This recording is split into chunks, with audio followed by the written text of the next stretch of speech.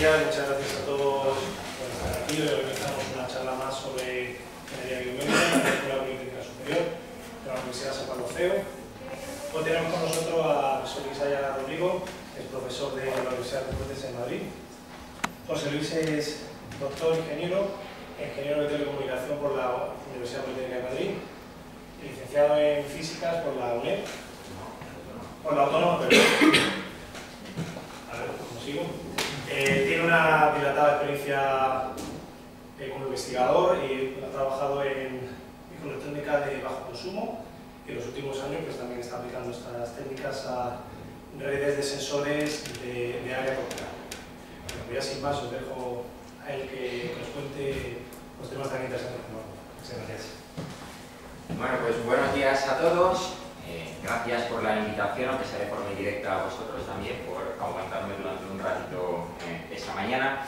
Y bueno, pues aquí vengo a contaros pues este tema, que es un tema muy novedoso, que ahora está muy de moda, que se está aplicando mucho en ingeniería, en investigación médica, en investigación ingeniería y en investigación de bioingeniería. Obviamente que es las redes inalámbricas de sensores corporales, cómo utilizarlas en medicina, tanto para el diagnóstico, para la prevención, para la evaluación de tratamientos, la evaluación de estados sintomáticos y en deporte. Seguramente en medicina os iría un poco más lejos, no lo habéis visto todavía aplicado.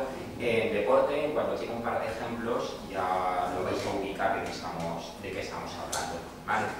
Bueno, tengo que empezar con un poquito de rollo teórico, ¿no? Sobre todo para ubicarnos en qué contexto tenemos que ubicar las redes inalámbricas de sensores corporales, por qué buscamos esta vía de investigación, esta vía de aplicación y qué contexto médico nos estamos encontrando, ¿vale? Entonces voy a hablar de lo que sería el santo grial de los cuidados pervasivos, es decir, no intrusivos, ¿vale? ¿Qué es lo que buscamos nosotros a la hora de hacer este tema de santo grial? Bueno, se podría hablar del fin de la medicina tradicional, que es falso. Esto cuando lo digo delante de médicos llevan las manos a la cabeza, ¿no? Parece que les vamos a quitar el trabajo y no tiene nada que ver con todo eso, al contrario, pretendemos que haya otro tipo de interacción. Pero ¿qué es lo que estamos hablando como el santo grial de esas técnicas de evaluación médica? Bueno, pues por un lado, recogiendo algunas frases que han sido publicadas en medios de comunicación, como en la CNN, como en algún periódico de amplia tirada, estamos diciendo que ese tipo de tecnologías son tecnologías suficientemente baratas que van a facilitar la detección temprana antes de que, por ejemplo, haya un ataque al corazón, antes de que haya un ictus, un brote de ictus, o incluso antes de que haya una evolución en un carcinoma, en un tema de cáncer, ¿no? Luego, estamos hablando de ese tema de esas cosas. Se ha hablado también a nivel así muy de publicidad, muy llamativo, que los nanochips que se están desarrollando serán capaces de buscar en nuestra sangre por marcadores tumorales, incluso antes, mucho antes, 5 años antes de que haya ningún desarrollo de este tema de tumores o de carcinomas y demás. Y también se está hablando que gracias a estas tecnologías los doctores, los médicos puede que no sean capaces de ver que algo está ocurriendo a nivel de una patología, analizando los resultados, pero sin embargo la tecnología que tenemos desarrollada sí que será capaz de detectar esa prevalencia futura de una enfermedad. Luego, todos esos mensajes que se han lanzado de una forma más o menos mediática, que no todos son completamente ciertos, pero que es lo que estamos intentando perseguir. Estamos intentando perseguir esos dispositivos que sean capaces de detectar enfermedades antes de que ocurran, que sean capaces de predecir una evolución sintomática antes de que llegue y que sean una ayuda a la medicina tal y como la conocemos hoy en día. ¿Y cómo conocemos hoy en día la medicina o los cuidados médicos? Bueno, pues en la mayoría de los países desarrollados, primer mundo, conocemos lo que es el diagnóstico, no el diagnóstico, sino el tratamiento médico de una manera bastante organizada a través de una serie de determinados servicios médicos que se proporcionan en el sector público o en el sector privado o en ambos. ¿Y cuál es ese diagrama de flujo en este sector médico? Bueno, pues comenzamos con que un paciente primero enferma y una vez que ha enfermado tiene unos síntomas, son posteriores. detecta esos síntomas, tiene una autopercepción de esos síntomas y en ese momento visita o va a un hospital, a un centro de salud, en aquel sitio en que hay profesionales médicos que van a emitir un diagnóstico basado en la experiencia, basado en pruebas médicas, basado en la observación, y una vez que tenemos ese diagnóstico, el médico proporciona un tratamiento basado en ese diagnóstico. Bueno, si analizamos esto, que estamos súper acostumbrados a hacerlo, tenemos fiebre, vamos al médico, el médico dice que ya has cogido una gripe y te manda un antigripal, ¿vale? Ese procedimiento habitual, podemos detectar varias fuentes de problemas, ¿vale? ¿Cuál es la primera fuente de problemas? Hay que ponerse malo. Hay que ponerse malo para ir al médico, para que se haga un diagnóstico, para que tengamos un tratamiento. A veces ese tratamiento es tardío. Llegamos cuando ya tenemos los síntomas, que pueden ser bastante problemáticos, cuando el estadio de la evolución de la enfermedad ya está demasiado avanzada como para que el tratamiento sea un tratamiento efectivo. Bien, luego, ¿qué nos interesaría? Atajarlo, es decir, tener el diagnóstico antes de tener los síntomas. Primera cosa, o primer objetivo. Segundo, todo pasa por el mismo canal. Hay que ir al hospital, hay que ir al centro médico y hay un número finito y discreto y reducido de hospitales, de centros de salud, con un número discreto, finito y reducido de médicos, de profesionales que pueden atendernos. Y ya sabemos de sobra el tema de la colapso de urgencias, de que no damos abasto, el tema de costes, etc. ¿Vale? Luego, estos son problemas del modelo tradicional de cuidados médicos, que podríamos intentar mejorarlo gracias a estas nuevas tecnologías, y ahora vamos a ver cómo. Además tenemos que unir algo que también os sonará, que se escucha mucho en los medios de comunicación, la televisión y demás, y es que cada vez nos enfrentamos a un mundo con una población de mayor edad. ¿Bien? Es decir, los avances médicos han permitido que cada vez tengamos más población en la tercera edad, ¿bien? Que sean 70 años, 75 y demás. ¿Y qué está ocurriendo? Pues que la edad media a nivel mundial está aumentando. En los últimos años ha aumentado considerablemente, ha aumentado en casi 15 años la edad media. ¿Es un problema? Sí, es un problema porque toda esta gente tiene hay problemas de salud, se requiere atención temprana o atención en el sistema de salud, mayores costes, mayor profesional médico. Se habla que en los próximos años hacen falta 18.000 puestos adicionales de trabajo a nivel nacional de Estados Unidos, en este caso, para cubrir la demanda sanitaria. Y cada vez hace falta más profesional médico porque hay gente de mayor edad, con más patologías, con más necesidades de ese tipo de atención. Bueno, pues es un modelo que no es sostenible. No podemos seguir con el mismo modelo si queremos, por un lado, aumentar la esperanza de vida y, por otro lado, mantener la calidad de esa esperanza de vida con un profesional médico.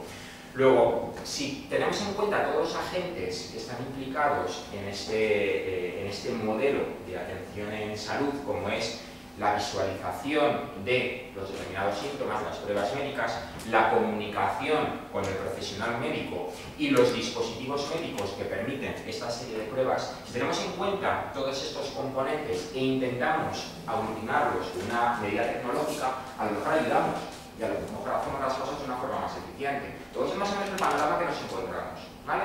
Y ahora vamos a ver cuál es el panorama tecnológico que tenemos en paralelo y cómo podemos mezclar ambas cosas para dar lugar a una nueva solución, que es este uso de redes inalámbricas de sensores corporales en este ámbito médico. Es más o menos la idea. Bien.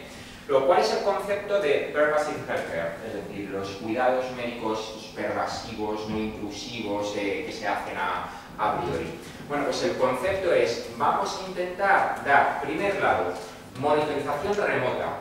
Monitorización remota para que una simple prueba médica no requiera que el paciente venga al hospital, requiera una hospitalización o un tiempo, una asistencia a un centro de salud o un hospital con asistencia de personal médico, sino que podamos hacerlo de forma remota.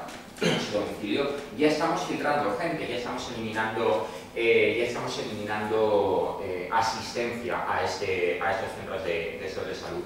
Pero claro, estos pacientes están deslocalizados, se mueven, no tienen restricciones espaciales, restricciones temporales. Luego tendremos que hacerlo todo de una forma que sea no intrusiva, es decir, que no repercuta en el ritmo de vida de esa persona. Luego vamos a intentar hacer una monitorización médica sin que repercuta en su en su tiempo de vida, en su ritmo de vida. ¿Y para qué? Pues para dos cosas. Por un lado, para que tenga una atención sanitaria mejor. ¿En qué sentido? Pues adaptando, por ejemplo, el tratamiento a sus síntomas. Si estamos monitorizando los síntomas permanentemente, podemos adaptar el tratamiento permanentemente y no solo cuando me llega el paciente a la consulta y me cuenta algo basado en su experiencia o le he hecho un análisis en un momento determinado. Si estoy haciendo un electro permanentemente, podré saber cómo se adapta el tratamiento y podemos mejorar esos tratamientos. Y además, para proporcionar detección temprana. Detección temprana en el empeoramiento de los síntomas y detección temprana antes de que llegue la verdadera enfermedad. ¿Vale? Luego ese es el objetivo que vamos a perseguir con nuestro Pervasive Healthcare. ¿Cuáles son las diferencias y las ventajas entre el modelo actual y el modelo que se está intentando proponer, que se está investigando y con un poco de suerte tendremos en nuestra vida diaria dentro de unos años?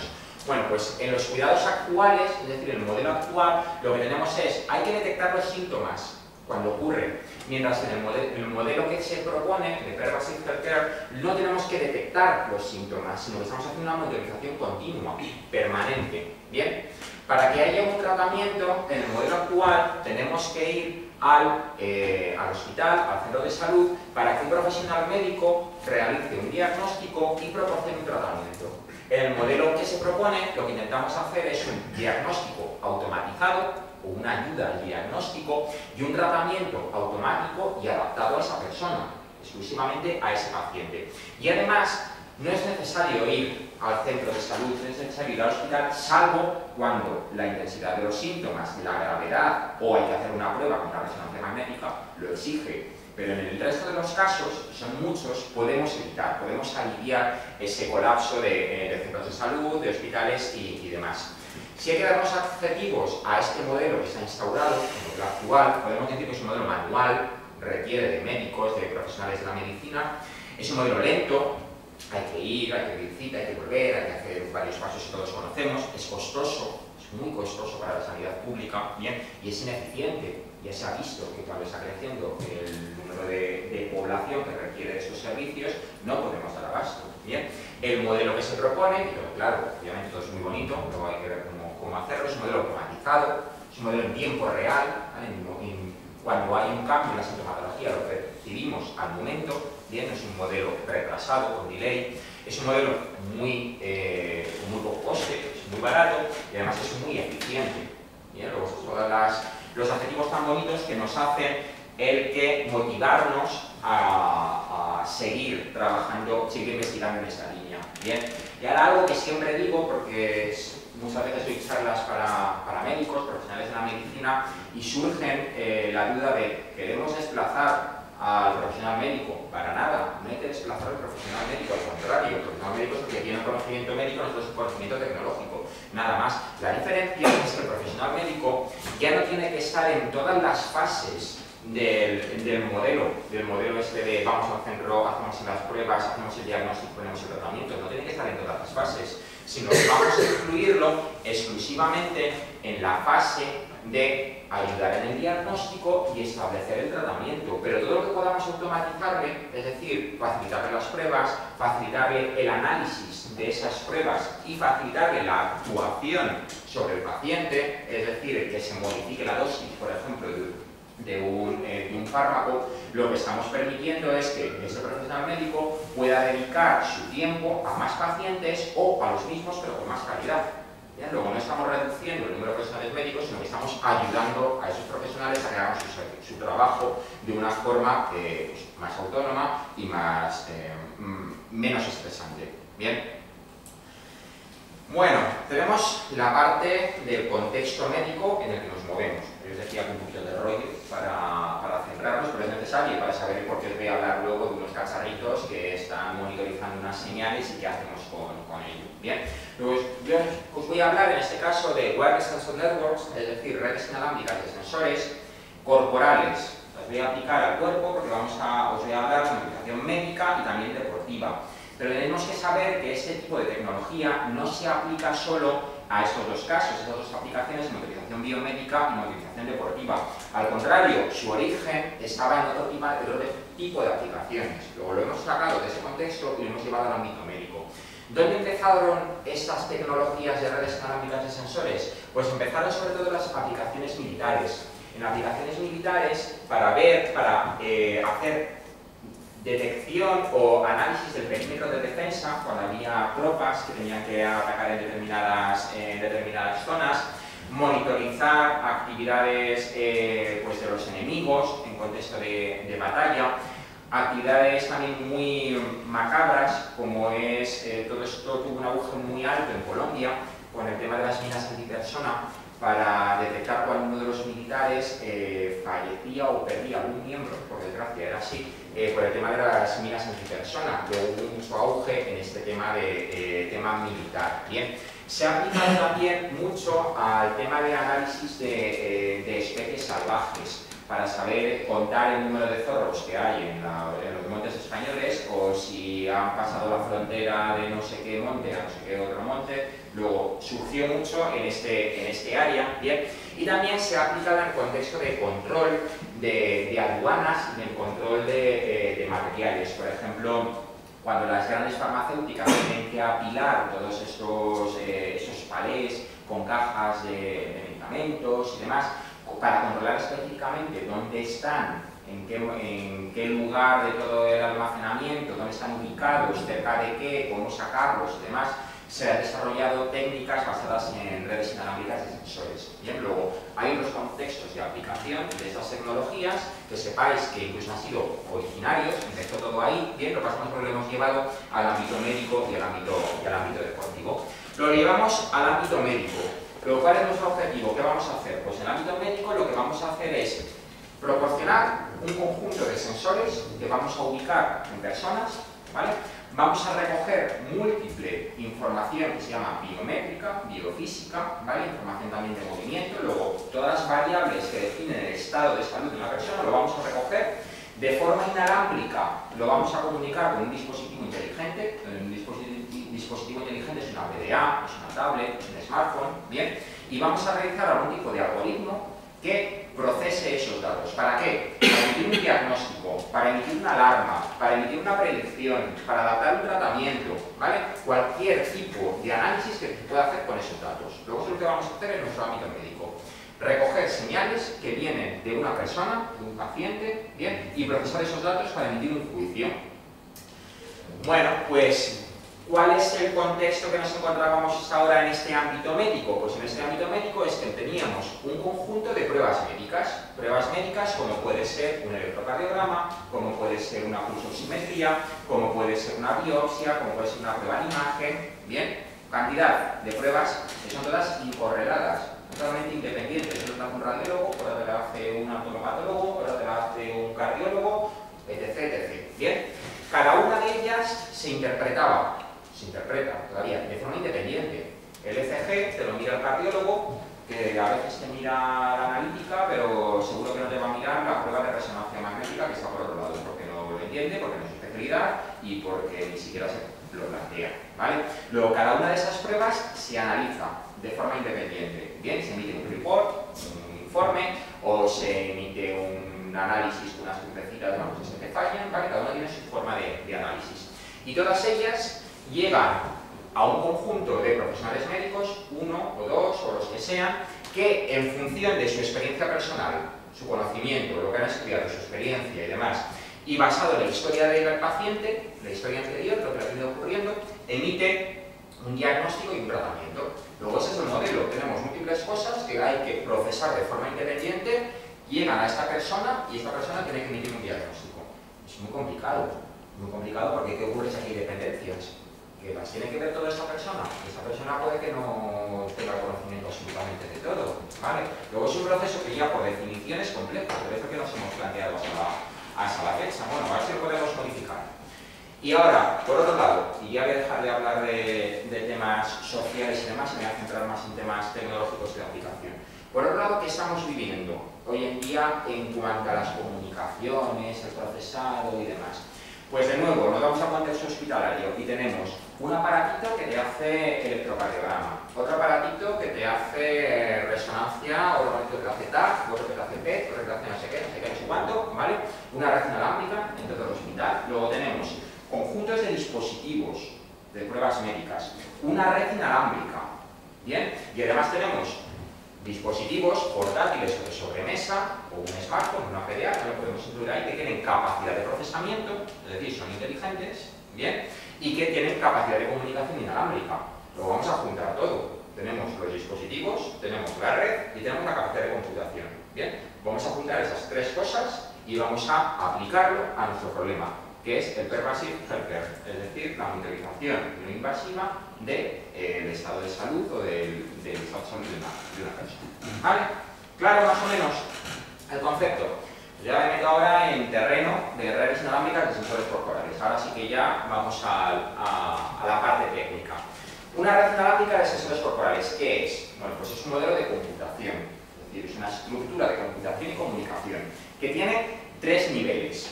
Un nivel que es el nivel más bajo o nivel físico, que son los sensores. Unos sensores que van pegados a la persona y que recogen ciertas variables eléctricas o no eléctricas, ¿vale? Normalmente hacemos una transducción eléctrica siempre, pero bueno, un conjunto de sensores que recogen variables geométricas de una persona. Un segundo nivel, que es ese segundo nivel, que es la PDA, o que es el tablet, o que es el smartphone, que tiene capacidad de computación y de comunicación, luego un dispositivo inteligente, ¿bien? Y un tercer nivel, que es esa palabra mágica que aparece en todas partes, el cloud, la nube. ¿Vale? Luego tenemos ese tercer nivel, etéreo, que está por todas partes, que es la nube, que nos proporciona capacidad de computación distribuida y casi infinita, y capacidad de almacenamiento, toda la que queramos. ¿Vale? Luego, esto es lo que conforma una red inalámbrica de sensores corporales. Muy gráficamente, una persona, ¿sana o no sana? ¿Vale? En este caso un deportista, porque también podemos aplicarlo a deportistas para hacer rendimiento deportivo. Que sensorizamos por todas partes, ¿vale? Sensorizamos con múltiples sensores. Cuidado, sensores que sean invasivos, que no repercutan en su actividad, que se puedan llevar las 24 horas del día o durante un periodo prolongado, que tengan unos registros de batería bajos, porque tienen que tener autonomía, etc, etc. Bien, todos ellos se comunican con un concentrador. Muy importante esa palabra porque la vamos a ver ahora. Un concentrador es un dispositivo también pequeñito que lleva a esta persona y concentra toda la información, pero no la procesa, solo la concentra, ¿vale? Y ahora sí, la comunica a este segundo nivel, luego ese sería el primer nivel, el nivel de sensor, el nivel físico, la comunica a este segundo nivel, que es el nivel inteligente, donde hay cierta capacidad de procesamiento, encarado por un smartphone, por una PDA, por una tablet, normalmente un dispositivo móvil, ¿vale? Para que el paciente lo pueda llevar en su bolsillo tranquilamente, pero inteligente. Ya va a hacer computación, va a emitir diagnóstico, va a hacer juicios, va a cambiar el tratamiento. La computación está aquí. Aquí es donde está toda la inteligencia. ¿Bien? Y un tercer nivel que no nos podemos evitar, que es el nivel cloud. ¿Por qué? Bueno, porque no nos podemos olvidar del personal médico. ¿Bien? Esto lo estamos haciendo nosotros solos. Sí, pero ¿y la supervisión del médico dónde está? Vamos a llevarlo al cloud, ¿vale? A esta red distribuida de computación. ¿Para qué? Para que se almacene en el hospital, para que llegue al hospital y el médico pueda evaluarlo, para que todas las decisiones importantes vengan avaladas por un juicio médico, para que la historia del paciente quede en el hospital y se pueda monitorizar, para que si hay un ataque al corazón, por ejemplo, y hay que llevarlo a urgencias, cuando llegue a urgencias ya tengamos la monitorización de las constantes vitales y podamos saber en qué momento ha sido ese ataque, cuándo empezó el episodio del ataque al corazón, toda esa información ya esté disponible para el médico y esté disponible además de una forma procesada. ¿Vale? Como no podemos olvidar estos tres niveles. Vale. ¿Qué requisitos técnicos tenemos para poder desarrollar esta red inalámbrica de sensores corporales? Bueno, pues tenemos requisitos de arquitectura.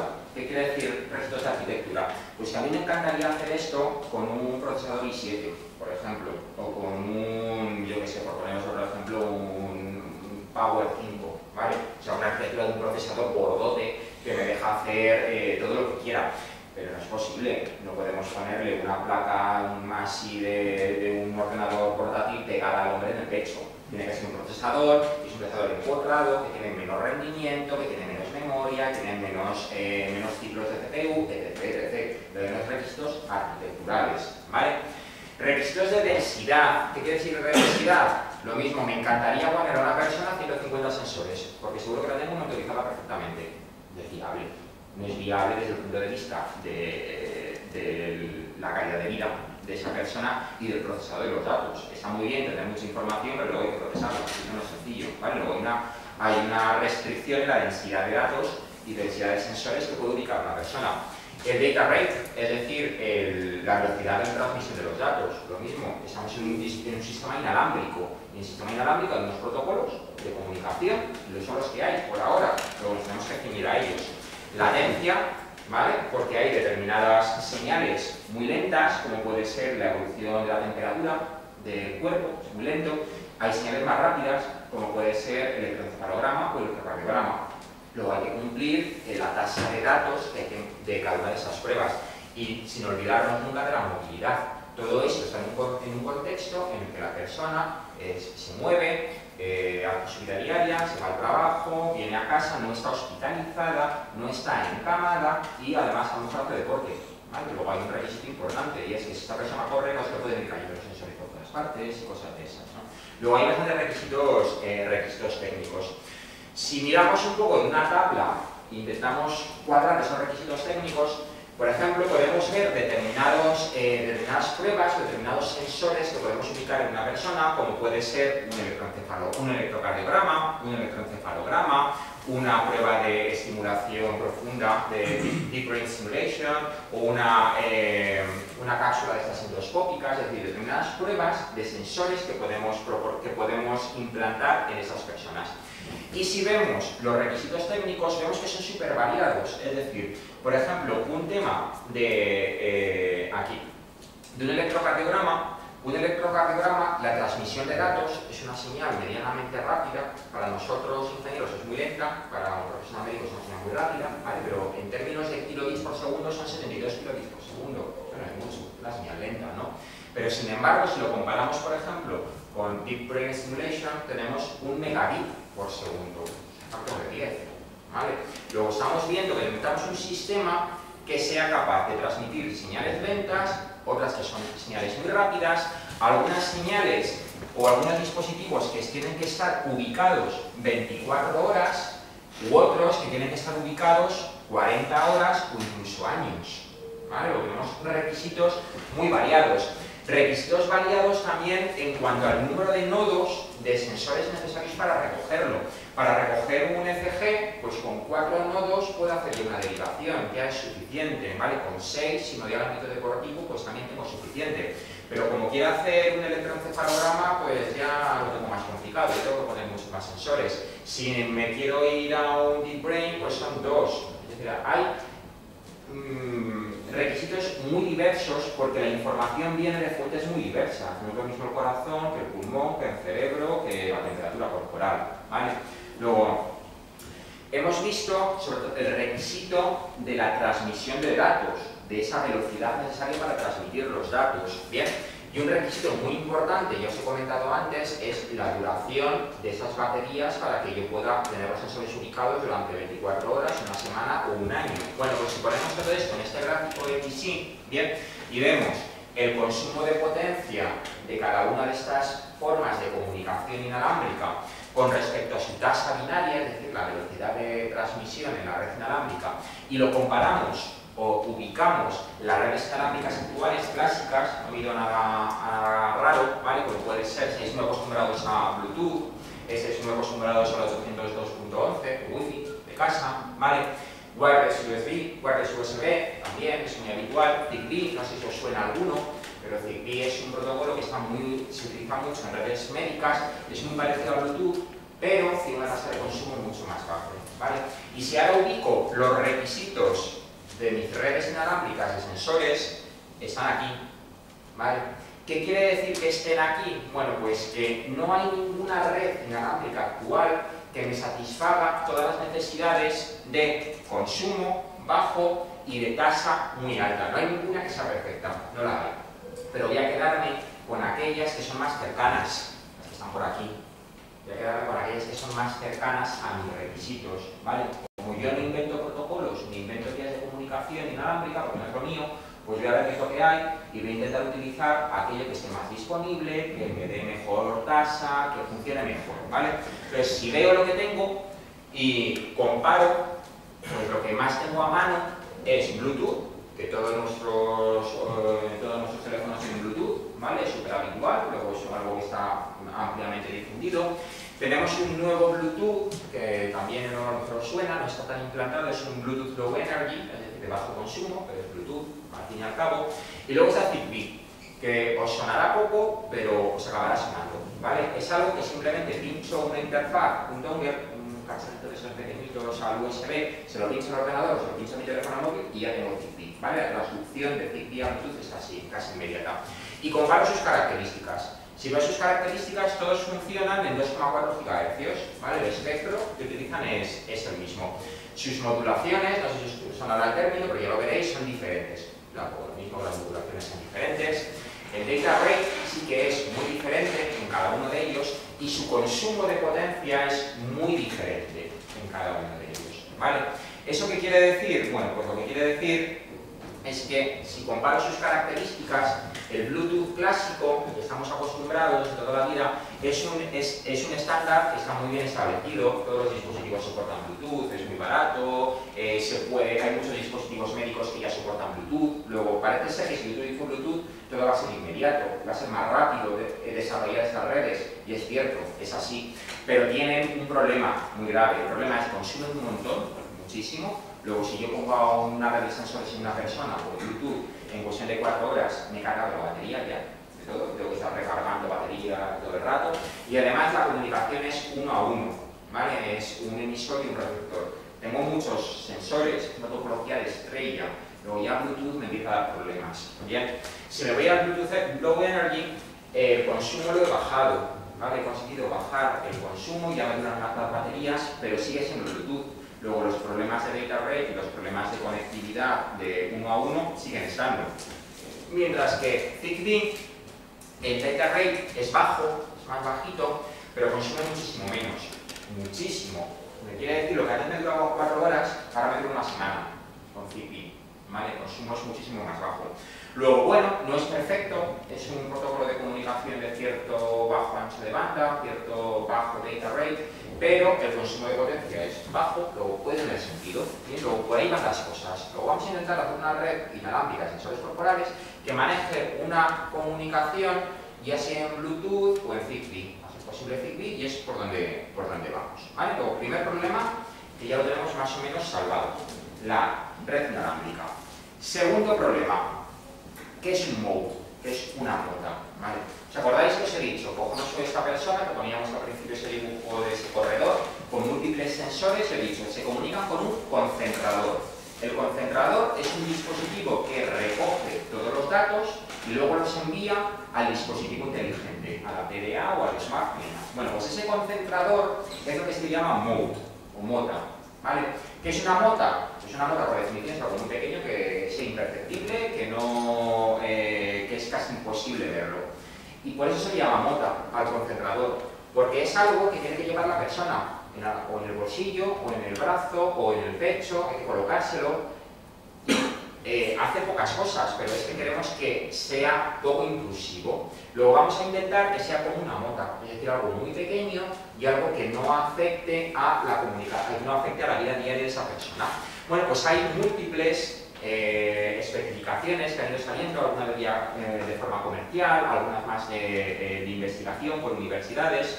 Os voy a hacer un poco para que veáis más o menos qué tamaño tiene, qué enfoque de arquitectura, ahora lo vamos a ver. Bueno, pues más o menos lo que estamos alcanzando ahora son dispositivos que son más o menos como 1 céntimo, como una moneda de 5 céntimos de tamaño. Al principio se ubicaban mucho en cadenas, la típica cadenita esta militar que está grabado el nombre, el número de militar o lo que sea, se ubicaba una de estas motas. Ahora se hacen dispositivos que pueden ir en una tirita, la típica tirita de los niños me he cortado, pues esa pegatina, colocamos esa pegatina y ya tiene esta mota, ¿vale?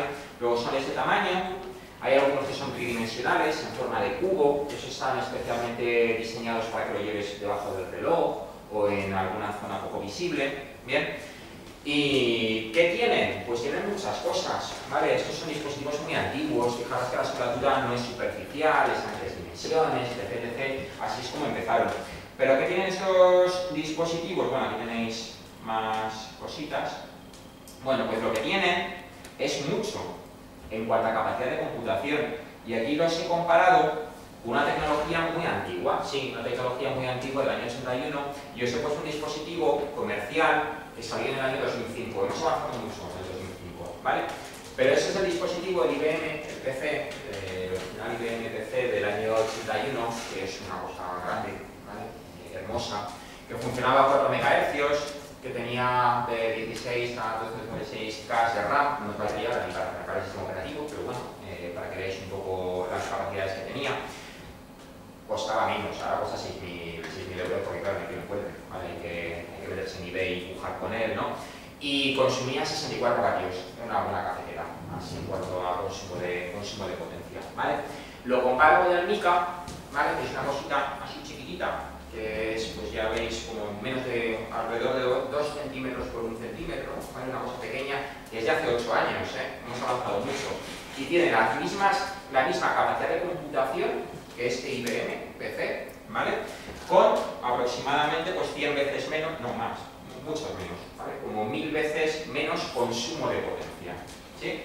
Luego, esta mota, que es tan ridícula en cuanto a tamaño, tan pequeña, tiene una capacidad de computación que no está mal, ¿vale? No es un Power 7, no es un Power 5, no es un i7, no son cosas así, pero tiene una capacidad de computación que no está mal.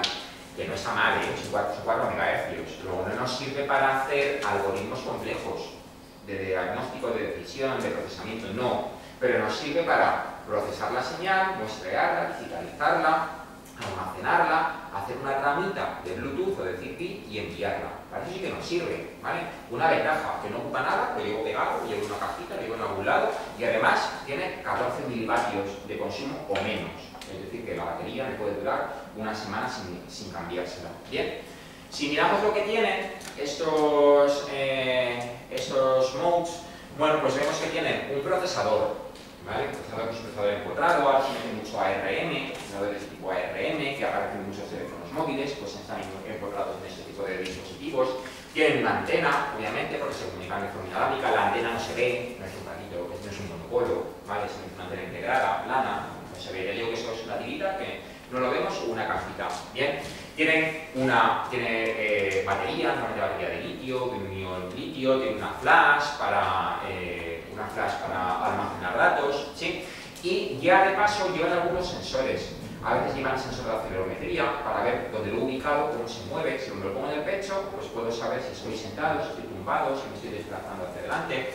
Pueden tener sensores de temperatura ambiental, de luminosidad ambiental, ¿vale? Aquí no son los sensores corporales, son sensores pues, un poco de entorno, ¿vale? Todo eso no lo podemos encontrar en este tipo de botones. Bien, tanto es así como que llevan hasta sistema operativo. Claro, un sistema operativo tiene que procesar, tiene que ejecutar un código, un programa que va a hacer poco, como mostrar una señal, pero utiliza múltiples señales. Luego el sistema operativo tiene que soportar interrupciones, tiene que no ser multithread, pero bueno, es un sistema operativo con sus limitaciones, pero lleva el sistema operativo con su sistema de ficheros, permite avanzar aplicaciones y demás.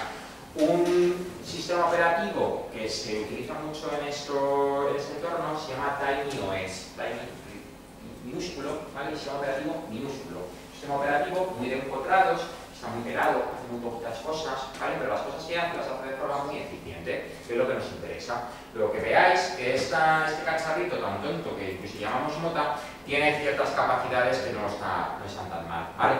Y ahora os voy a enseñar uno en particular, que es un más state of the art, es decir, es más moderno, se vende, que es en particular el que yo utilizo, ¿vale? Pues hago un poco de publicidad, pero yo utilizo para que veáis qué es lo que hay, pero que hay más, ¿vale? No es el único. Se llama Shimmer, es el nodo Shimmer, está desarrollado por Intel. Más que por Intel, es por una spin-off que salió de Intel dentro del área de healthcare, el área de salud, y desarrollaron este Shimmer que ya lleva en el mercado pues del orden de 5 o 6 años. Bien, es de este estilo, es una cajita que aquí está comprada con una moneda, ¿vale? Luego es de tamaño pues, como de 2 monedas puestas una encima de la otra, ¿vale?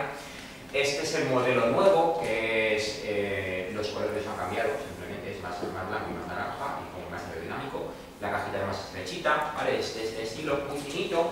Nosotros normalmente se lo ponemos en el pecho a la gente con una banda, no es muy inclusivo, ahora os enseñaré. Todo esto es lo que puedo meter dentro de la cajita, y esto tiene una característica que es los módulos son apilables. Si quiero que haga más cosas y quiero que ahora, además de recoger la señal de electrocardiograma, me recoja la oximetría, le pongo otra placita que lleva en conversión a lógico digital encima, y lo voy apilando modularmente, sin pasarme, porque claro, si empiezo a hacer un sándwich aquí de láminas, ya es más incómodo y además la caja no cabe, ¿vale? Pero unas cuantas sí que puedo poner. Siempre veis que son muy pequeñitas, muy planitas.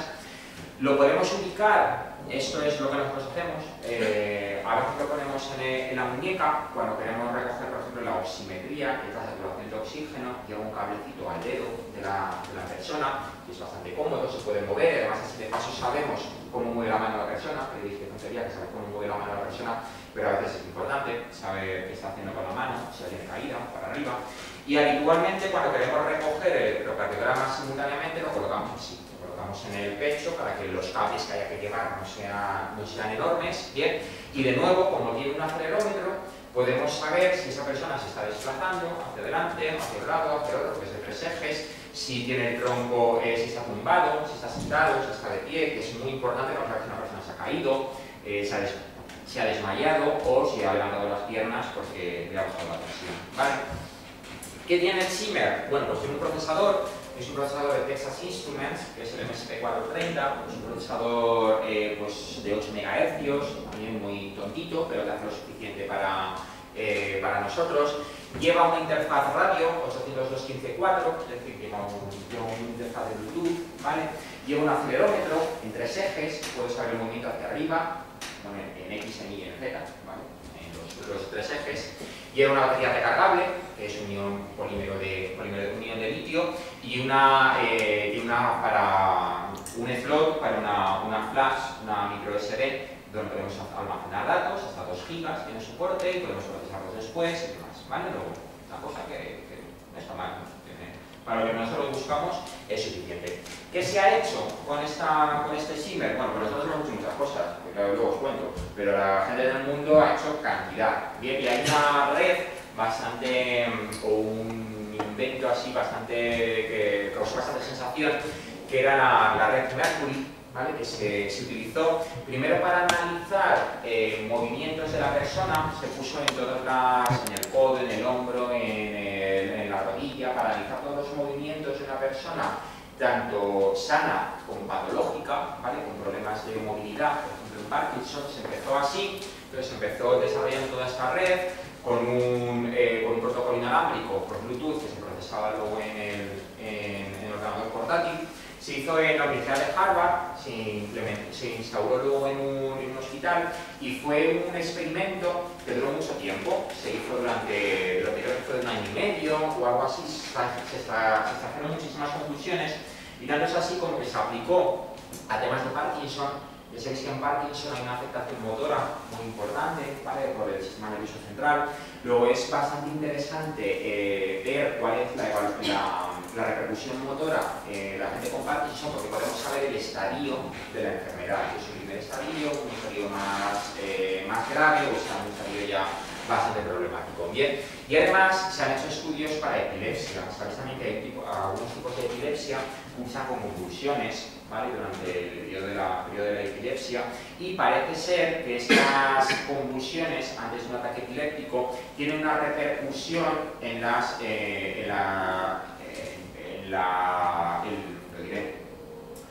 señales eléctricas de esta persona. Es decir, antes de una persona tenga las convulsiones, antes de que convulsa, puede haber alteración eléctrica en el electrocardiograma, en el electroencefalograma, en el electromiograma y demás. Luego se hizo este estudio para ver cuándo una persona podría tener un ataque epiléptico antes de que lo tuviese, ¿vale? Luego la red Mercury, basada en Zimmer, se ha aplicado ya bastante en este contexto médico. Bien, pero no es el único en el que se ha aplicado ese tipo de redes de sensores basadas, por ejemplo, en Zimmer, que es lo que os comentaba antes.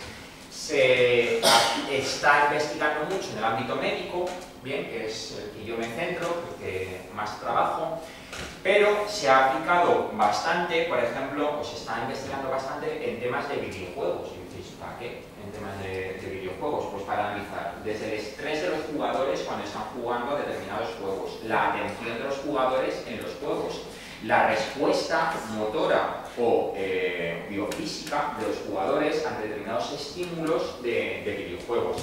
Se ha aplicado, se está aplicando, y os contaré algo que eso sí que he hecho yo, en temas de detección de emociones, ¿vale? Que es un ámbito más psiquiátrico, psicológico, de todas estas redes. Se aplica en deporte, muchísimo en deporte, hay dispositivos comerciales que siguen este concepto, que luego os enseñaré, ¿vale? Luego veréis un poco el entorno de aplicación. No sé si estoy hablando demasiado y me estoy extendiendo un montón, no sé, si no me lo decís en algún momento, ¿vale? Sensores que podemos ubicar en estas redes inalámbricas de sensores. Bueno, pues tres tipos fundamentalmente.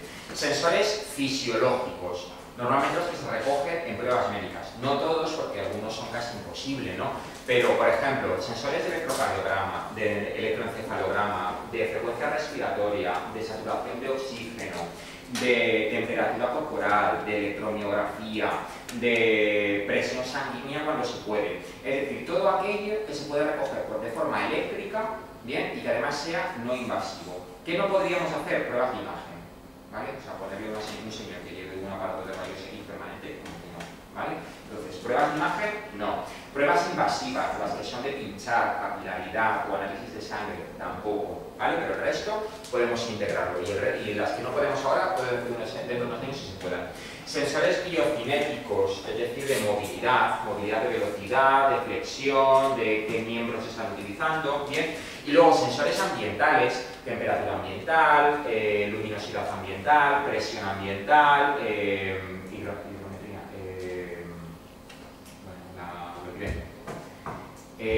nivel sonoro, ¿vale? Todo lo que son constantes ambientales. Esos son los sensores.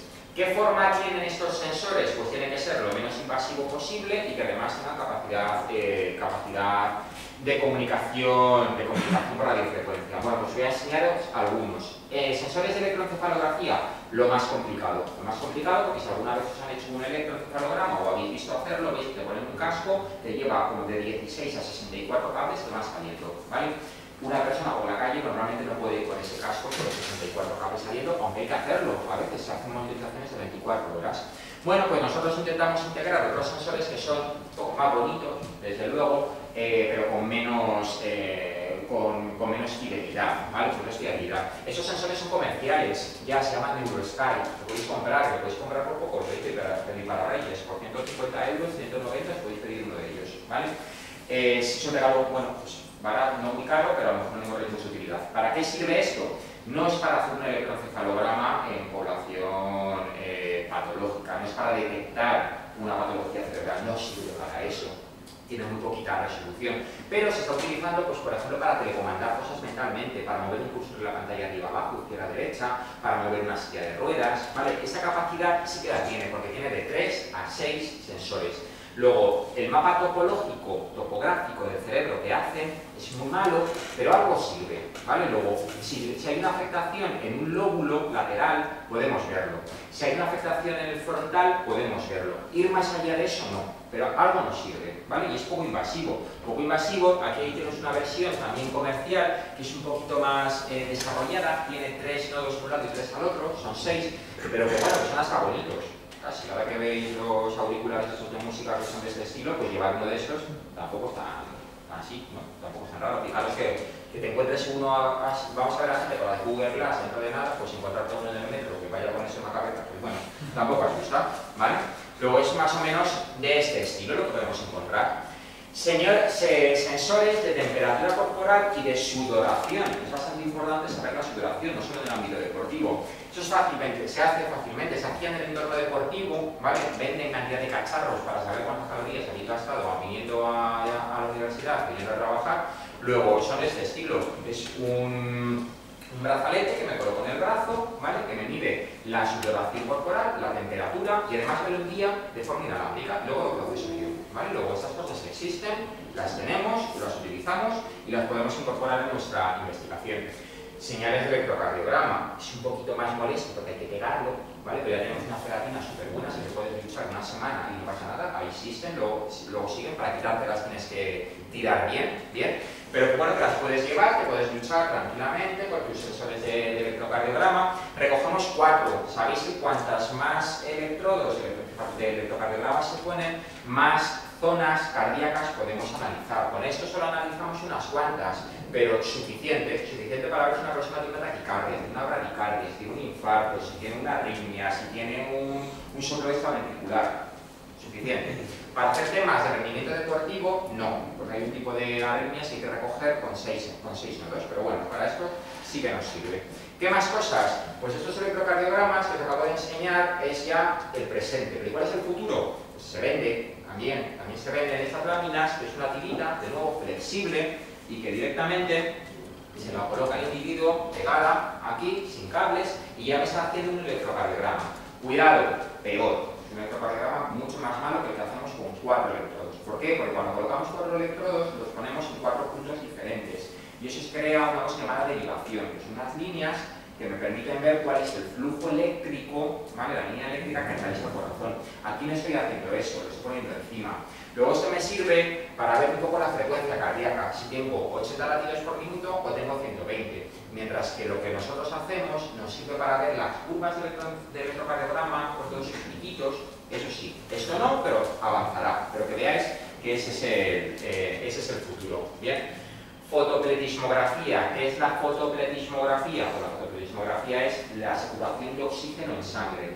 Saturación de oxígeno en sangre, que es muy importante ver cuando hay un fallo respiratorio, cuando hay un problema pulmonar, se hace y consiste en poner una pegatina en el dedo. Tan tonto como eso, ¿por qué? Porque se hace con un diodo LED, ¿vale? Es una lucecita. Esa lucecita penetra en la epidermis y mediante la reflexión en la sangre sabemos cuál es la saturación de los vasos de oxígeno, ¿vale? Luego es nada invasivo, lo llevamos aquí con un cable al dedo y listo. Podemos hacerlo, lo hacemos y se utiliza. Acelerometría, ya os lo he dicho, el propio Zimmer lleva un acelerómetro, es decir, el estado de movimiento y de velocidad podemos analizarlo, podemos saber si la persona está tumbada, de pie, andando, sentada, con las piernas para arriba, para abajo o con los brazos de una forma o de otra. Bien.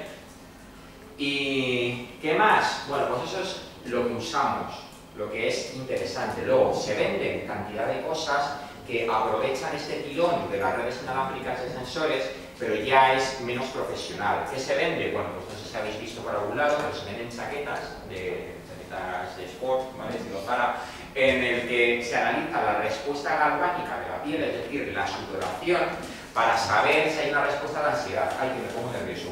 Me pongo nervioso, entonces como sudo más, la chaqueta lo nota y me informa. No sé muy bien para qué, yo creo que para que la persona se ponga más nerviosa todavía, pero ya lo venden, ¿vale? ¿Qué más venden?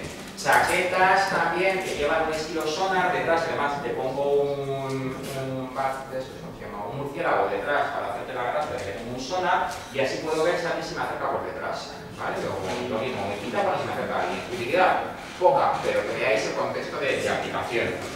Trajes que han salido en pasarela de Nueva York y en pasarela de París, tienen gracia también, que son sensibles al CO2 ambiental, ¿vale? Luego cambian de color en función de que haya más polución o menos polución en el entorno. Bien, y más las zapatillas de Nike que llevan un podómetro incluido, que además se comunican con el iPhone o se comunican con el iOS, lo que sea, y me dicen cuántos pasos he dado, a qué velocidad, durante cuánto tiempo, ¿vale? Directamente las zapatillas.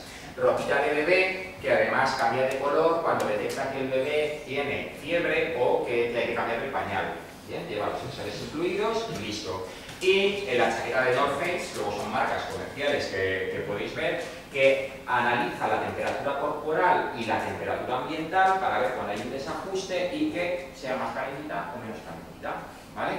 Luego, ¿cuál es el futuro? Llevar los sensores a la ropa, porque como es algo que no nos vamos a hacer, lo tenemos que llevar siempre, ¿vale? Pues es como la forma menos invasiva. Se está haciendo de forma comercial. Lo que ocurre es que todavía la resolución y la calidad de esos sensores no son suficientes para aplicaciones médicas. Luego nosotros seguimos pegándolos y poniéndoselos a la gente. Pero no es lo único, ¿vale? Hay nuevas generaciones de sensores que parece que es un poco de mitad ciencia ficción, mitad ciencia. Bien.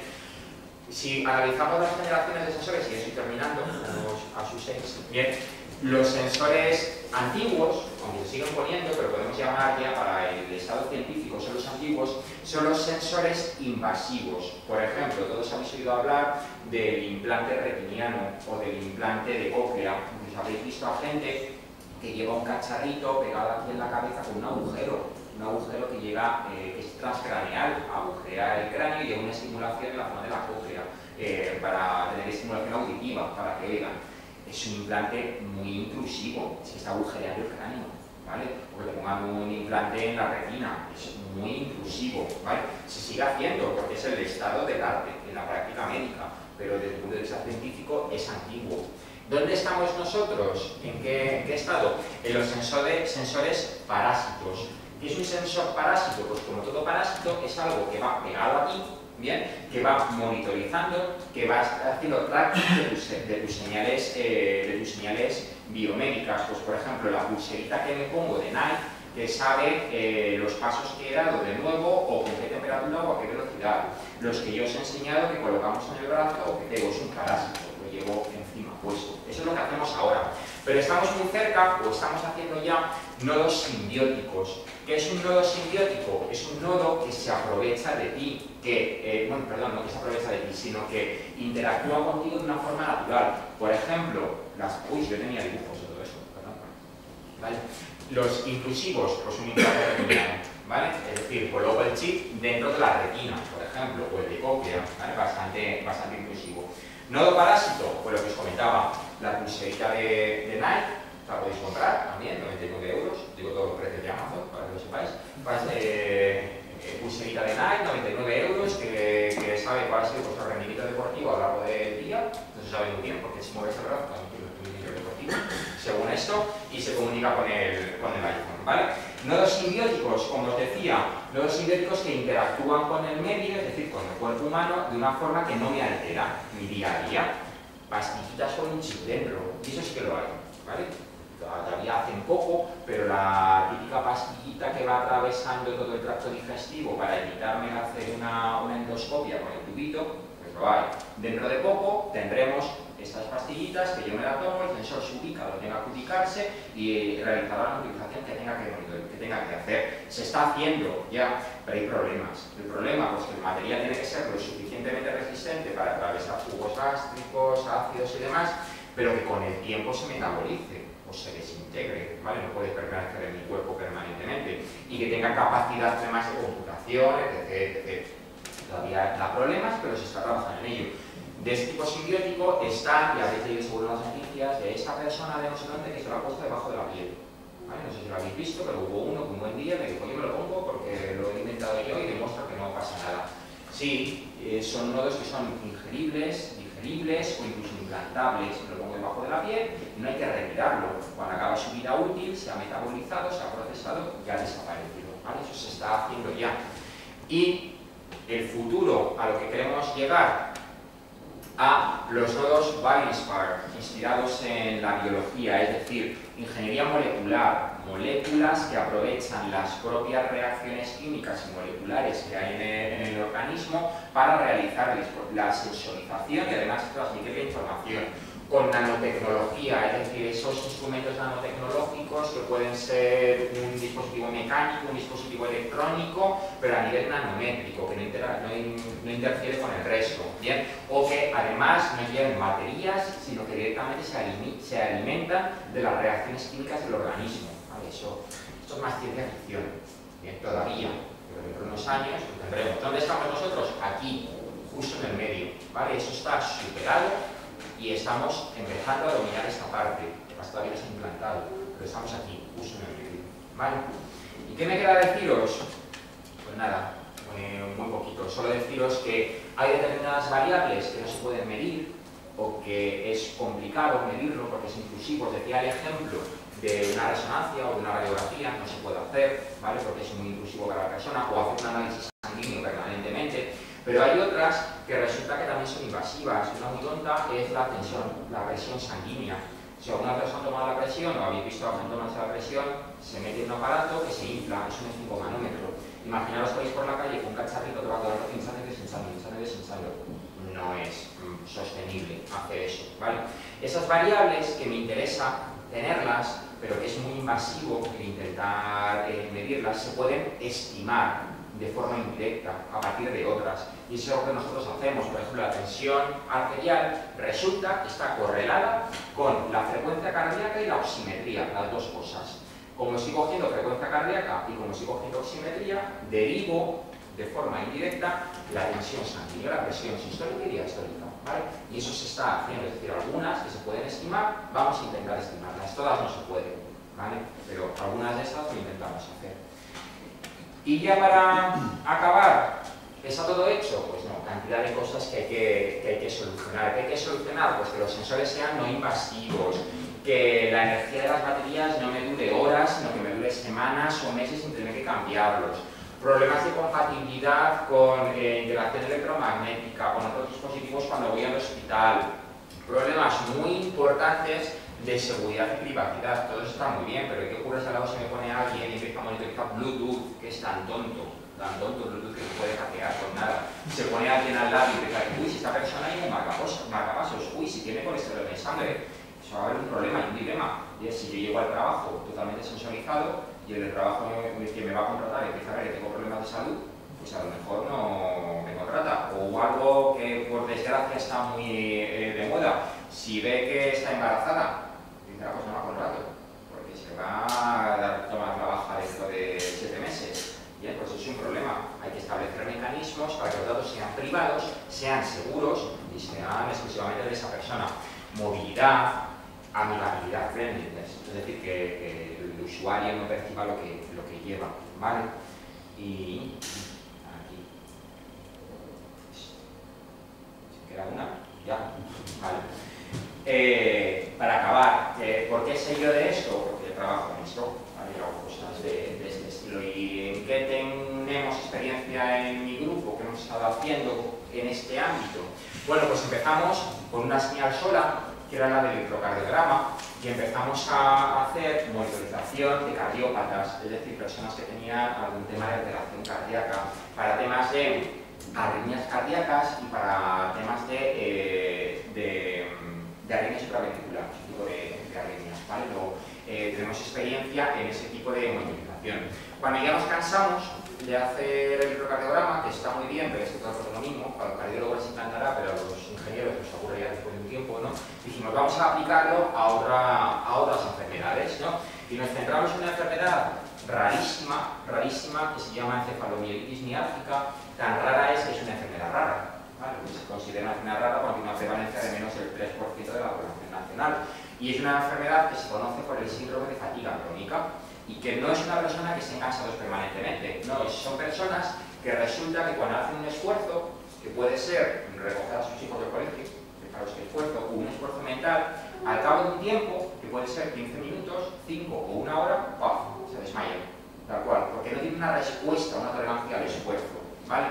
Y es muy peligroso porque a veces en ese desmayo tiene una parada cardíaca o tiene latidos muy debajo de 30 latidos por minuto. Es peligroso, ¿vale? Y dijimos, ¿para qué nos centramos en esto? Pues porque resulta que el único tratamiento que ahora se conoce es un tratamiento de respuesta del cuerpo, de fisioterapia. Les ponen a hacer ejercicio, ¿sí? Pero es que el ejercicio, el tratamiento, la dosis, es prueba y error. Tienen que poner un poquito más. Uy, se me ha desmayado. Pues va a ser que no, ¿vale? Un poquito menos.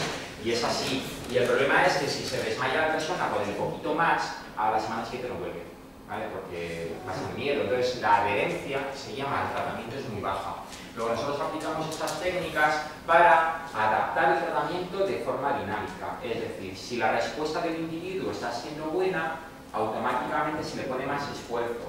Y si la respuesta al tratamiento es baja, está bajando, mantenemos el esfuerzo, la intensidad del entrenamiento, ¿vale? Luego es un tema que hicimos. Otro tema que parece un poco ahí raro, pero es que a mí me encanta, y es un tema que tuve una primera experiencia en unos experimentos que estuve haciendo hace unos meses y me ha gustado muchísimo y quiero continuar por ahí, es la detección de estados emocionales, ¿vale? Estados emocionales que dices, ¿para qué quiero detectar estados emocionales? Bueno, pues imaginaros, por ejemplo, para ver la respuesta de un tratamiento con antidepresivos, ¿vale? Si la persona está en un periodo depresivo, cuando el psiquiatra le pregunta qué tal estás, es mal, pero a lo mejor su respuesta bioquímica está cambiando, está mejorando, ¿vale? Luego hay que cambiar el tratamiento del antidepresivo, es una opción.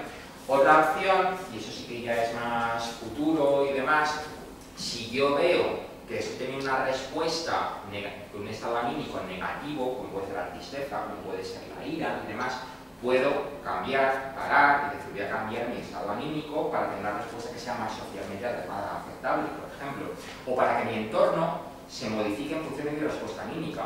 Si yo llego a casa y vengo de subidón, súper contento del trabajo y demás, porque la música se ponga en los 40, que se ponga todo en plan bien, ¿no? Pero si vengo de otro estado emocional porque me he peleado con mi jefe o con quien sea, pues a lo mejor necesito otro entorno que sea más tranquilo. Luego la respuesta al estado anímico es interesante y a veces no somos capaces de ponerle un nombre al estado anímico. Bueno, pues gracias a redes de sensores y un experimento piloto que hice en la facultad con 35 alumnos que se prestaron, casi desinteresadamente, casi, a hacer esto, conseguimos detectar con un acierto del 92%, que es muy alto, 4 estados anímicos: el de la ira, el del miedo, el de la tristeza y el de la felicidad. Bien. Y era muy divertido hacerlo porque había una inducción anímica, es decir, les ponía a ver una película de miedo y cuando llegaba un salto, pues detectaba el estado anímico, ¿vale? Es decir, realmente se generaba, se inducía ese estado anímico. 4 estados anímicos. Si eso lo ve un psiquiatra, me dice que qué tontería, porque ellos etiquetan 52 estados anímicos, luego estamos muy lejos todavía, ¿no? Pero bueno, ya es un inicio y veis que esto se puede aplicar a otras cosas, ¿no? ¿Y en qué estamos trabajando justo ahora? Hasta hace una hora que me he venido. Bueno, pues por un lado, por detectar crisis de migraña antes de que lleguen, ¿vale? La migraña dice, sí, es un dolor de cabeza, sí, el que la sufre no dice es un dolor de cabeza, es una cosa horrible, muy dolorosa, que además cuando ya tienen los síntomas y ponen la medicación es tarde, ¿vale? Ya no hay quien evite el síntoma, se puede paliar, pero ya es tarde. Bien, ¿qué me interesaría? Predecirlo. Con saber que dentro de 5 minutos voy a tener una migraña, si tomo la medicación, ya no tengo el síntoma, ¿vale? Luego vamos a predecirlo antes de que ocurra. Pues estamos trabajando en eso. Estamos haciendo sistemas de aprendizaje que aprenden cómo es la evolución de los síntomas, la evolución de las señales biométricas de la persona y predicen cuándo va a tener una crisis de migraña, ¿vale? Estamos haciendo también predicción de crisis hipertensivas en un tipo de paciente, los pacientes que han tenido un ictus. Sabéis, un ictus, que es un tema de, pues puede ser hipertensivo, a veces puede ser por un tema de una fuga de sangre, ¿no? Bueno, pues los pacientes de ictus, cuando ingresan en la UCI, la unidad de cuidados intensivos, hay algunos de ellos que tienen un peligro muy alto de que vuelvan a tener una crisis hipertensiva y por tanto otro ictus. Y resulta que el tratamiento es totalmente diferente, ¿vale? Si yo sé que ese paciente va a tener una crisis hipertensiva, tengo que pautarle unos medicamentos que son los hipotensivos, los antihipertensivos, ¿vale? Mientras que si tiene otro tipo de ictus, justo esa medicación es lo que puedo hacerle, ¿vale? Luego es problemático. Luego lo que estamos intentando hacer es, vamos a predecir a esos pacientes que ya han tenido un ictus y que acaban de llegar al hospital en esas primeras 24 horas, si van a tener otro ictus, vamos a predecirlo. Bien, y para eso estamos monitorizando con esas redes de sensores todo este tema de variables eléctricas y biométricas para intentar predecir esa crisis hipertensiva, ¿vale? Y eso es lo que estamos ahora mismo, y eso es un poco el contexto de las redes inalámbricas de sensores corporales que os quería contar. No sé si os he dejado claro, si os he motivado o si os he aburrido tremendamente con la hora y pico que me llevo aquí hablando. Así que nada más, eso es todo, que muchas gracias por estar tan tranquilos y atentos sin rechistar, y que si tenéis pues venga, dudas, intereses, cualquier cosa que me queráis decir ahora, genial. Yo tengo casi para una continuación de una charla que está muy bien ver los sensores, pero a lo mejor lo que tiene más interesante es cómo es la toma de decisiones, claro, porque sé que es un campo que a lo mejor no es un campo muy ancho, pero está muy bien saber que tienes un sensor que te dice el ritmo cardíaco, que te dice, pero realmente para la toma de decisiones, hasta qué punto puedes separarla de que por individuo tengas que tener a un médico que esté mirando esos resultados. Nada, esos son lo que se llaman algoritmos expertos. Nosotros trabajamos con unos tipos de algoritmos que son algoritmos de aprendizaje supervisado. Contexto general, inteligencia artificial, ¿vale? Son algoritmos de inteligencia artificial que lo que hacen es aprenden en función de lo que ven. Se lo colocamos a las personas en estado normal, basal, sin ningún tipo de sintomatología durante una semanita aproximadamente, y el propio algoritmo va aprendiendo solo, sin ninguna supervisión de un médico de lo que está ocurriendo. Entonces aprende automáticamente de eso. Utilizamos múltiples esquemas, lo que se llama neurofuzzi, que son unos tipos de aprendizaje. Utilizamos aprendizaje basado en ejemplos, como pueden ser redes neuronales. Utilizamos una cosa ahora muy también novedosa que se llama agnóstico, clasificadores agnósticos. Es toda otra parte, es la parte algorítmica que va ahí por detrás, ¿no? Es muy potente, es muy interesante, pero obviamente no lo puedo contar hoy. Si tenéis interés, os cuento esa parte algorítmica, pero es parte de aprendizaje, algoritmos expertos de aprendizaje. Más cosas. Yo, aunque tengas algoritmos, al final siempre hay ciertas cosas que necesitan llegar al médico. O sea, yo que sé, detección de arritmias. La alarma Ahí podrás hacer cierta preclasificación, agrupar, pero tiene al final que confirmar el médico si eso es o no un determinado tipo de arritmia. En el tema de, por ejemplo, de arritmia, el procesado que se hace es morfológico, es la morfología de la señal de ECG. Y en todos los tipos de arritmia, que hay clasificados unos cuantos, la morfología del ECG es diversa. Entonces, nosotros, por ejemplo, cuando nos centramos en arritmias, hacíamos arritmias supraventricular, una de todas, porque la morfología es tal, que aparece en el segmento QR, y nos centrábamos en esa. De todas formas, obviamente, o sea, todo esto que os cuento siempre tiene que llegar al médico. Primero, en el tema de diagnóstico, algo que si veis todo el contexto de la charla, yo nunca he hablado de diagnóstico. Partimos de gente diagnosticada, porque es un problema sobre todo de comunicación entre los ingenieros y los investigadores y los médicos. Si tú al médico vas a decirle que has hecho una herramienta que diagnostica, no me lío. Vale, o sea, te montan una, porque siempre hablan del, ¿cómo lo llaman? La profesión médica, es decir, que todo es conocimiento más un algo que les ha dado la experiencia. Y ese un algo, nosotros claro no podemos meterlo en un algoritmo porque no sabemos lo que es un algo, ¿no? Entonces, diagnóstico no hacemos, eso lo hace el médico, luego partimos de gente que ya criba, el médico, y luego todo lo que hacemos pasa por un contexto médico, salvo, por ejemplo, temas de alarmas. Un tema de una predicción de un infarto, sí marcamos que el médico lo vea, pero antes, por si acaso hemos acertado, vamos a lanzar una alarma, ¿vale? Porque si es un infarto es un tema grave. Si es un tema de hipertensión en ictus, sí informamos al médico para que el médico lo vea, pero sobre todo lanzamos una alarma, ¿vale? Porque como tenemos una tasa estadística de aciertos alta, pues vamos a seguir con la estadística, ¿no? Pero el médico está presente en todo. De todas formas, o sea, a donde quería llegar es, por un lado, no te libras del médico, como quien dice, sigue teniendo que estar ahí, y además le está dando más trabajo porque estás grabando un montón de datos del paciente. Esas preguntas las escucho muchas veces, ¿no? Entonces, no sé si os suena la palabra Holter, ¿vale? Holter es este dispositivo que los médicos utilizan, que monitoriza 24 horas, por ejemplo, ¿no? Y te llevas un cacharro pegado que te está haciendo monitorización durante 24 horas de electrocardiograma. Tiene que llegar luego el médico y aunque sí le marcan unas determinadas zonas, tiene que ver y analizar ese Holter, ¿no? Aquí no es así, es decir, esta señal, nosotros no estamos almacenando, sí, almacenamos la señal que hemos monitorizado porque tiene que quedar ahí, porque a lo mejor a alguien le interesa, pero lo que queremos que evalúe el médico es el resultado de la decisión, es decir, mira lo que hemos decidido y mira el estado actual de estas señales, y el estado actual es una ventana temporal de unos milisegundos, lo que hay ahora, ¿vale? Luego no estamos dando más trabajo, al contrario, le hemos filtrado el resto de las 23,99 horas. Que tienen ese Holter. Ahí ya entra el problema de si las has filtrado bien o no. Ya. Está el problema ese por detrás, pero bueno, al margen de eso, si vamos un poco al santo grial que tú presentaste al principio, ¿no? De hipotética prevención y no actuar de un modo reactivo, sino proactivo ante la presencia de las enfermedades y terminar abaratando costes, yo no tengo claro que se pueda llegar ahí. Por un lado, monitorizar más en general, de modo más continuo, a la población significa un gasto económico en esos sensores. Significa una incomodidad para esa gente que estás monitorizando de un modo más continuo. Y significa que terminas generando un mayor volumen de datos que de un modo u otro, parte de esos datos van a tener que ser inspeccionados por personal asistencial. Entonces, hay costes que uno no se va a librar de ellos y hay incomodidad para el paciente, porque siempre tiene que llevar esos sensores encima.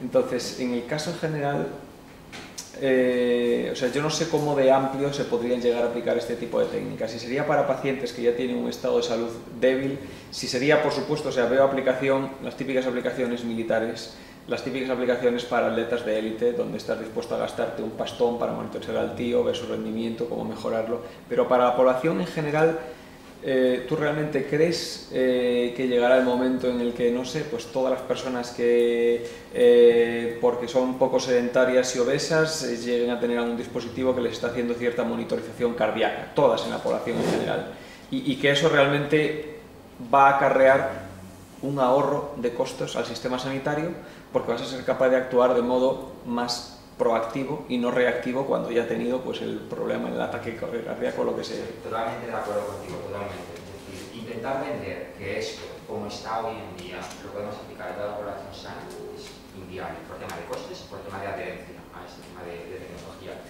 ¿Cuándo lo podremos? Yo sí creo que llega un momento en el que lo vamos a aplicar a todo el mundo, pero es este momento que está aquí. ¿Vale? En este momento acabas de barrer todo el problema de la adherencia a la tecnología, es decir, no es intrusivo, no es molesto, el coste es bajísimo, o sea, el coste de la nanotecnología, cuando está desarrollada la tecnología, es súper bajo, ¿vale? Si metemos materiales biocompatibles, metrografeno, no sé qué, está solucionado, pero estamos lejos todavía, o sea, de alcanzar un desarrollo funcional en ese nivel tecnológico, que el desarrollo funcional que tenemos a este nivel, nos quedan unos cuantos años. En ese momento creo que sí porque aquí no hemos hablado de cómo es la evolución de los sistemas de computación. Por lo lado de los sistemas de computación tenemos capacidad de computación suficiente para procesar todos esos datos. Con otros problemas, sí, que todos los estarías muy de acuerdo, problemas de energéticos, de CO2, de green y de todo eso. Pero a nivel funcional sí que podremos. Hoy en día creo que lo que estamos haciendo es para segmentos patológicos de determinadas personas que lo que tienen que ver es que su calidad de vida se ve mejorada con esas tecnologías. Y yo te digo mi feedback que he tenido, pues por ejemplo, con el tema del síndrome de fatiga crónica. Nosotros trabajamos con la Asociación de Enfermos de Síndrome de Fatiga Crónica, que están además unidos a la Asociación de Enfermos de sensibilidad química, de multisensibilidad química. Son esa gente que no sé si sabéis que tienen sensibilidad a todos los agentes químicos, desde un limpiador hasta la laca del pelo, hasta todo, y bueno, tienen reacciones tremendas y las tienen que vivir en modelo burbuja, ¿vale? Están todos ahí incluidos. Bueno, esta gente nosotros les ponemos nuestra tecnología para el tema del análisis de fisioterapia. Además llevan una aplicación en el móvil en el que evaluamos el estado de esfuerzo y les da un feedback, ¿vale? Es un feedback que les dice, cuidado, te estás acercando a un grado de esfuerzo porque llevas mucho rato de pie, por ejemplo. Eso les permite modificar ligeramente su ritmo de vida haciendo actividades que antes no hacían. O sea, a nosotros nos dice, me viene y me dice, Jolín, hacía años que no podía coger a mis hijos en brazos, porque no sabía si al cogerlos en brazos iba a tener una parada o me iba a desmayar. O hacía años que no podía salir a la calle e irme a comprar y traer una bolsa. Luego su calidad de vida se ve mejorada. Luego me parece que entonces ahí sí que tiene sentido. O tiene mucho sentido en los pacientes con ictus. Es decir, que un paciente con ictus que acaba de entrar en la UCI, que tiene una tasa de salida de esa UCI sin ninguna secuela del orden del 60%, la pueda llevar al 75%, creo que cualquier coste, que coste es bajo relativamente, que esa persona lleve unos cuantos sensores más cuando está en una UCI, que está tumbado, ahí el pobre con 20 cables, ese 15% es tremendo. O sea, el que una persona salga con una hemiplegia o salga con ninguna secuela de esa unidad de ictus me parece muy interesante y por eso creo, y por eso trabajo en ello. Ahora, ¿que todos nos vamos a poner esto mañana? No, yo soy el primero que no. No me lo pongo, porque me fomentaría buscar enfermedades, que es otra cosa que tendríamos que hablar de todo esto, ¿no? Y sobre todo porque todavía sigue siendo relativamente invasivo. O sea, sí, muchas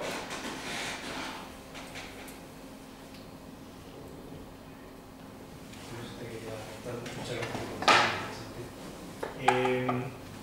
Cuando has hablado de la mota, pones el ejemplo este del ordenador de los 80 y bueno, pues pone uno a pensar en qué tiempo ha pasado y cómo han cambiado también las metodologías de diseño y de programación de sistemas.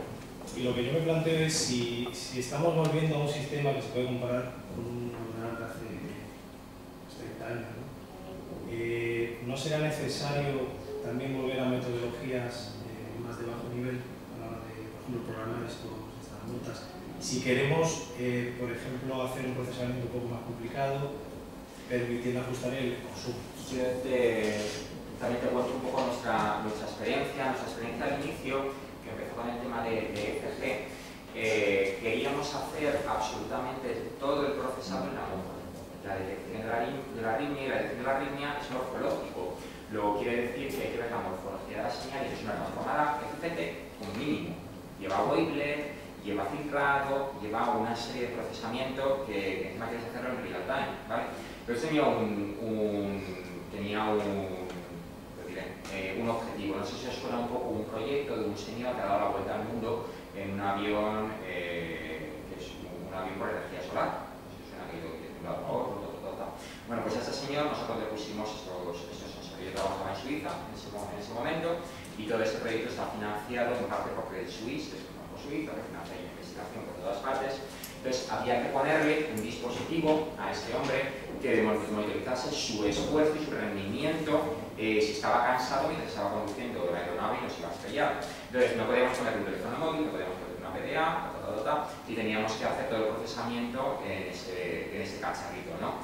Bueno, pues es una locura. Es una locura porque, claro, tienes que trabajar con un sistema que está concebido con una arquitectura de los años 80, parecido con un sistema operativo que no tiene ninguna amigabilidad para el usuario, ¿bien? Y que tienes que tener un procesamiento que, sin embargo, es del año 80, que es de los 90 y tantos, ¿vale? Luego, eso requiere ya no solo investigación, sino que el pobre doctorando de turno esté picando código horas y horas y horas, pelando cosas, y lo que antes codifico con 16 bits, aquí lo pongo con 14 para ahorrar unos cuantos, y aquí este código lo pongo en ensamblador porque resulta que en C no se ejecuta en tiempo real, requiere una actividad de ingeniería muy dura, ¿vale? Entonces habría que volver ahí.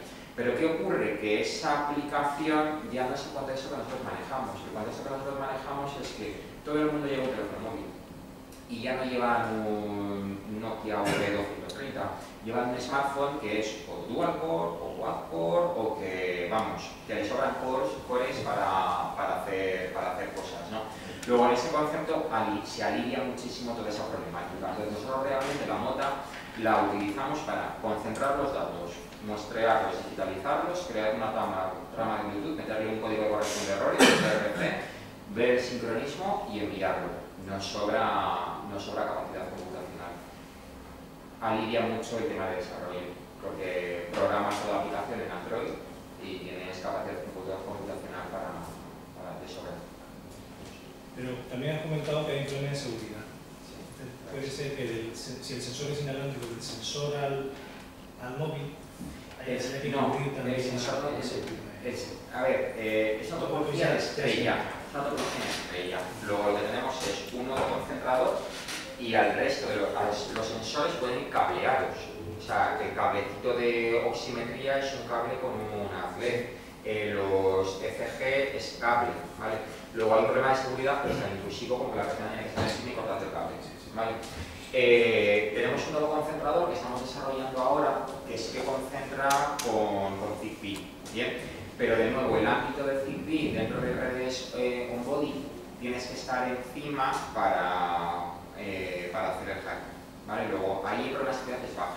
Ahora, del concentrador al teléfono móvil, ahí tienes otro problema de seguridad, porque si lo envío por Bluetooth, pues el Bluetooth, ¿no?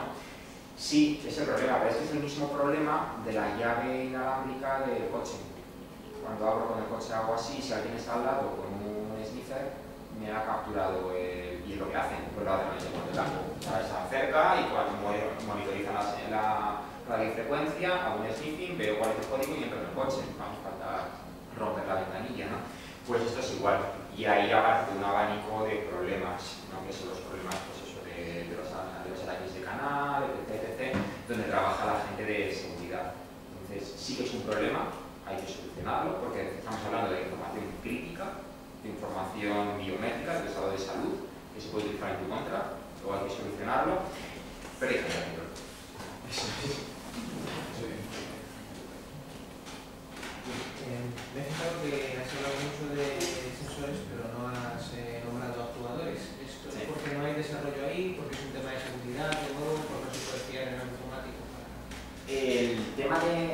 actuador están las bombas de insulina, por ejemplo, que es una tecnología relativamente madura, ya que tiene un sistema de actuación, por ejemplo. Están las perfusiones, que son perfusiones transdérmicas, que hacen penetrar un fármaco a vía transdérmica en la corriente y demás. Nosotros en particular, simplemente por el tema de patologías que manejamos, la actuación o es fisioterapéutica o es farmacológica. Luego no tenemos un actuador que cierre el sistema de control. Hay menos trabajo en ese área. Sí que es cierto que siempre se está confiando en una vía farmacológica, quizás porque es la más extendida para más ámbitos, ¿no? Pero en temas de nanotecnología y demás sí que hay mucho actuador farmacológico que regula la dosis, que llega a zonas diana con marcadores, sin marcadores, etc., ¿no? Pero digamos que estamos un poquito más lejos de ese ámbito. Y yo lo controlo menos. Lo que decir que yo con actuadores no hago nada mal.